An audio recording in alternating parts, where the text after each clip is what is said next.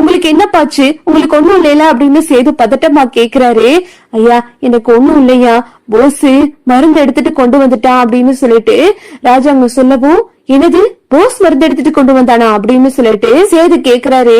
ஆமையா, போஸ் தான் கஷ்டப்பட்டு மருந்து எடுத்துட்டு வந்தான் அப்படின்னு சொல்லிட்டு இங்க பார்த்தா எல்லாரும் சொல்றாங்க. அப்புறம் பார்த்தா அப்படியே அமைதியா நிக்கிறாங்க தமிழுக்கு சந்தேகம் வருது. ஏண்டி நீ போன வயிற்றுல புள்ளைய வச்சுக்கிட்டு காட்டுக்குள்ள போய்கிட்டு இருக்க, அந்த காட்டுக்குள்ள போனது எவ்வளவு பெரிய ஆபத்தான விஷயம்னு உனக்கு தெரியும்ல, தெரிஞ்சுக்கிட்டு ஏண்டி போன அப்படின்னு சொல்லிட்டு அப்பதான் ஒரு பக்கம் சத்தம் போட்டுக்கிட்டு இருக்காங்க. அப்புறம் பார்த்தா எல்லாரும் நல்லபடியா குணமாயிட்டாங்க. ஒட்டுமொத்த குடும்பமும் இந்த போஸ கடவுளா பாக்குது. ஆனா அந்த போஸ் பண்ண திருட்டு வேலை யாருக்குமே தெரியல. அப்புறம் பார்த்தா எல்லாரும் அந்த ஊரை விட்டு கிளம்பி திரும்பவும் வீட்டுக்கு வந்துடுறாங்க. வீட்டுக்கு வந்ததுக்கு அப்புறம் இங்க பார்த்தா தமிழ் உட்கார்ந்து இருக்காங்க. தமிழோட கையில ரொம்ப காயமா இருக்கு. அந்த வண்டை ஒரு கட்டுக்குள்ள கொண்டு வரதுக்காக அவங்க ரத்தத்தை விட்டதுனால அவங்க கையில காயம் இருக்கு. அத பாத்துட்டு சேது கேக்குறாரு, இது என்ன காயம் அப்படின்னு கேட்கும் போது, அந்த மருந்து எடுக்க போகும்போது நான் அந்த குழந்தைகளை தசை திருப்பறதுக்காக என்னோட ரத்தத்தை விட்டு அந்த குழந்தைகள் எல்லாம் கொண்டுட்டு தான் நான் போய் அந்த மருந்து எடுத்தேன் அப்படின்னு தமிழ் சொல்லவும், அப்போ நீ மருந்து எடுத்துட்டு வந்த, உன் மருந்த அந்த போஸ் தான் உன்னை பின்மண்டையில அடிச்சு உன்னை கீழே தள்ளி விட்டுட்டு அந்த மருந்து எடுத்துட்டு போய் அவன் நல்ல பேரை வாங்கியிருக்கான் அப்படின்னு சொல்லிட்டு சேது சொல்றாரு. ஆமாங்க, எனக்கும் அப்படிதான் தெரியுது அப்படின்னு சொல்லிட்டு தமிழ சொல்லிக்கிட்டு இருக்காங்க. இங்க பார்த்தா இந்த போஸ ஒட்டுமொத்த குடும்பமும் பாராட்டிக்கிட்டு இருக்கு. ஐயா போஸ், நீ என் உசுரை காப்பாத்திருக்க, நான் இத செமத்துக்கும் மறக்கவே மாட்டேன் அப்படின்னு சொல்லிட்டு இங்க ராஜாங்க போஸ பாராட்டிக்கிட்டு இருக்காரு.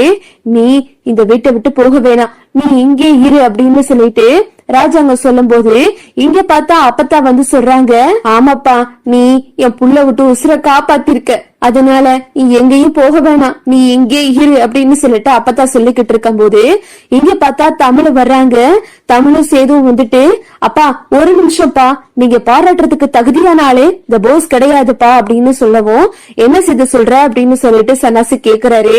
ஆமா சித்தப்பா, இந்த மாதிரி போஸ் ஒன்னும் மருந்து எடுத்துட்டு வரல அப்படின்னு சொல்லிட்டு சேது சொல்லவும், என்னப்பா என்ன விஷயம் அப்படின்னு ராஜாங்க திரும்பி கேக்குறாங்க.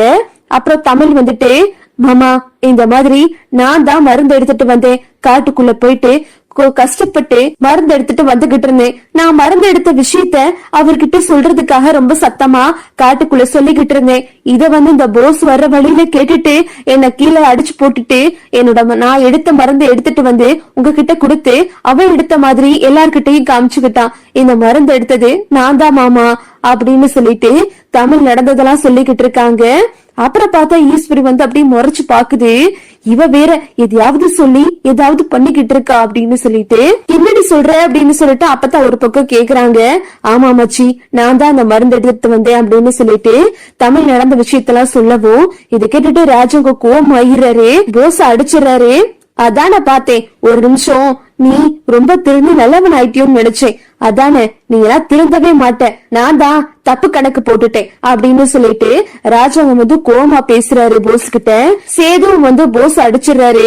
உனக்கு எவ்வளவு தைரியம் இருந்தா நீ இந்த மாதிரி பண்ணிருப்ப அப்படின்னு சொல்லிட்டு, ஐயா சேது விட்டுறியா, என் புள்ள ஏதோ இந்த வீட்டுக்கு திரும்ப வரணும்ன்ற ஒரு ஆர்வத்துல இப்படி பண்ணிட்டாயா, மன்னிச்சிரியா அப்படின்னு சொல்லிட்டு இங்க பார்த்தா சேது கிட்ட நம்ம ஈஸ்வரி கதறிக்கிட்டு இருக்கு. ராஜாகமும் கோமா போஸ் பேசிட்டு தமிழ்கிட்ட நன்றி சொல்றாரு.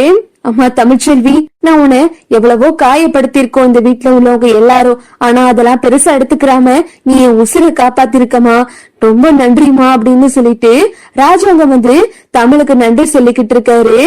இதுதான் அடுத்தடுத்து நடக்க போகுது. ஓகே விவோஸ், இந்த வீடியோ உங்களுக்கு பிடிச்சிருந்தா லைக் பண்ணுங்க, ஷேர் பண்ணுங்க, மறக்காம நம்ம சேனலை சப்ஸ்கிரைப் பண்ணிக்கங்க. தேங்க்ஸ் ஃபார் வாட்சிங்.